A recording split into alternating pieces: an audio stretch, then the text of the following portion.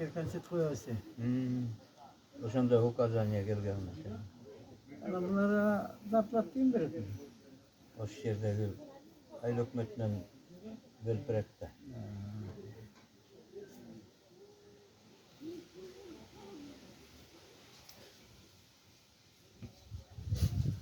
Burun Estek malında genç bakemken eki geldi. Bunu kullanırken ne oldu? Çok oldu mesela. Aslında hiç ki. Genç bakemken gelgende o samar koy. Saat kança oktavan yok koy. Buradaştı. Yerkinin de orada battı. Bu kaç paykenin ne oldu da? Alıp kempiri var mı? Kempiri kaç oldu? Kaça? Alıyoruz kaç oldu? Yok ne diyorum. Kempiri kaç oldu? Yakında la bu. Yakın. Bir de maaş. 2 de maaş. Ekle maç bakalım.